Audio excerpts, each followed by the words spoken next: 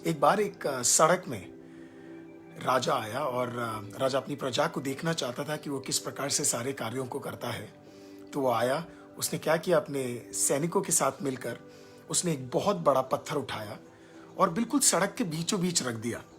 और वो देखना चाहता था कि कौन आएगा, कौन उस पत्थर को हटाएगा, कौन लोगों की मदद करेगा उस पत्थर को हटाने के लिए। तो राजा छुप कर बैठ कर देख रहा था। कई लोग आए, वहाँ पे एक बहुत बड़ा व्यापारी आया, उसने पत्थर को देखा और इस प्रकार से कहने लगा, पता नहीं कैसा राजा है हमारा, देखो पत्थर बीच में रखा हुआ है, उसे कुछ करना चाहिए, इस पत्थर को हटाना चाहिए। और वो वहाँ से साइड से निकल गया। उसके बाद वहाँ पे कुछ बहन लोग आए और उन्होंने भी उस पत्थर को देखा, वो पानी भर के आ रही थी। उन्होंने कहा, पता नहीं क्या है ये पत्थर के बीच में रखा हुआ है, पता नहीं क्या क्या चीज़ चलता रहता है हमारे देश में। और उसने क्या किया, वो भी साइड से निकल गए और पत्थर को कोस के वो निकल गए। ऐसे अनेक लोग आए, बच्चे भी आए, बड़े भी आए, बुजुर्ग भी आए, कई लोग आए। उन्होंने पत्थर को देखा, बहुत कुछ उसके बारे में बोला और फिर वहाँ से निकल गए। थोड़ी देर बाद वहाँ से एक बड़ा गरीब सा एक फार्मर आता है। वो पूरे दिन की मेहनत के बाद बहुत ज़्यादा धूप में उसने मेहनत किया, मेहनत करके वो वहाँ पे आता है और वो पत्थर को बीच में देखता है। जब वो पत्थर को देखता है तो वो कहता है, वो निकलने वाला होता है, अपने गधे के साथ होता है, वो निकलने वाला होता है। तो वो सोचता है कि यार निकलूँ नहीं करूँ, ये पत्थर बीच में पड़ा हुआ है, आने वाले लोगों के लिए बड़ी परेशानी होने वाली है। तो वो क्या करता है, अपना डंडा कुछ सामान वामान लेता है और पत्थर को हटाने के लिए बड़ी मेहनत करता है और करता ही रहता है, करता ही रहता है, करता ही रहता है। और फाइनली बड़ी मेहनत के बाद उसने उस पत्थर को हटाया और जितने भी छोटे छोटे पत्थर वहां थे उन सबको हटाकर उसने क्या किया, उस पत्थर को वहां से पूरी तरह हटाकर उस रोड को बिल्कुल सीधा सही कर दिया उसने। और इस प्रकार से कहा, अब जो आएंगे उनको दिक्कत नहीं होगी। और फिर वो वहां से निकल गया। राजा उस फार्मर को देखकर, उस किसान को देखकर बड़ा खुश होता है। कहता है, ये अकेले है, इसके पास बहुत कुछ नहीं है, तब भी ये आया और इसने क्या किया, इस पत्थर को हटाया और दूसरों के लिए एक मदद का कारण रहा और किसी को उसने कोसा नहीं। उसने क्या किया, वहीं पे उसने थोड़ा सा पैसा उठाया, गोल्ड लिया, थोड़े कॉइन्स लिए और उसने क्या किया, उसे वहीं पे रख दिया। और जब किसान वहां से वापस आ रहा था तो उसने वो बैग वहां पे देखा छोटा सा, और उस बैग को खोला, उसके अंदर एक पर्ची लिखी थी। उसने कहा, ये गोल्ड उसके लिए है, ये चीजें उसके लिए है जिसने यहाँ पे एक पत्थर पड़ा था, उस पत्थर को हटाया और दूसरों के लिए एक सेवा किया। वो किसान बड़ा खुश हुआ, ऊपर वाले का धन्यवाद किया और फिर वो वहां से निकल गया। आज मैं आपको क्या कहना चाहता हूं, कई लोग आए, कई लोगों ने पाप देखा, कई लोगों ने पाप के बारे में बात भी किया, कई लोगों ने बहुत की चीज बोला, लेकिन जब यीशु मसीह आया, आमीन, उसने सिर्फ ये नहीं बोला कि वो गलत है, ये गलत है। यीशु मसीह खुद आए, स्वयं अपनी जीवन को दिया और पाप के लिए वो एक बलिदान ठहर गए।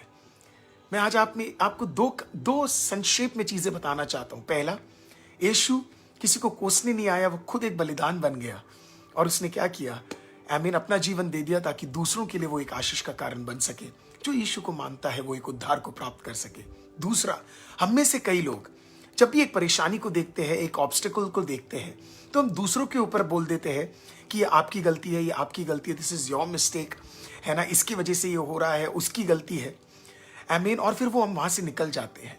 आमीन। गलती देखकर कोसना तो बहुत आसान है, लेकिन उस गलती को सुधारना, उस गलती को हटाना और उसके लिए कुछ कार्य करना, ये एक असली व्यक्ति के जीवन में सबसे बड़ा आशीष होता है।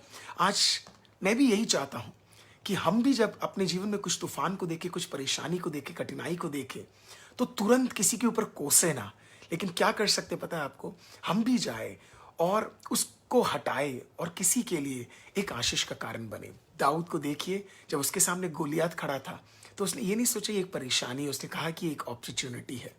आमीन। यीशु मसीह ने जब पाप को देखा, आमीन, परमेश्वर ने दूसरों को कोसा नहीं, आमीन, उसे अपने ऊपर ले लिया और हमें बचा लिया। आज परमेश्वर भी आपको आशीषित करे और मदद करे कि आप भी इन चीज़ों को, आमीन, जो भी लाइफ में ऑब्स्टिकल्स आए उसको एक अपॉर्चुनिटी समझकर आप आगे बढ़े। एक छोटा सा गीत बस गाकर आज आपसे अलविदा लेना चाहूंगा। आमीन। बड़ा सुंदर गीत है, मलयालम एक गीत है जिसका ट्रांसलेशन किया गया है। उसके कुछ शब्द इस प्रकार से हैं। आंधिया बन के आए जिंदगी के ये फिकर,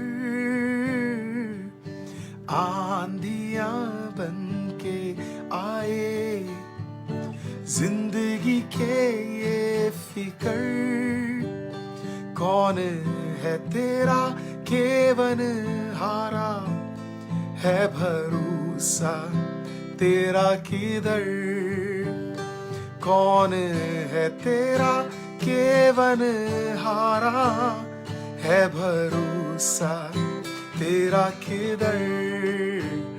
गिन गिन के स्तुति करूं बेशुमार तेरे दानों के लिए, अब तक तूने संभाला मुझे, अपनी बाहों में लिए हुए, अब तक तूने संभाला मुझे, अपनी बाहों में लिए हुए।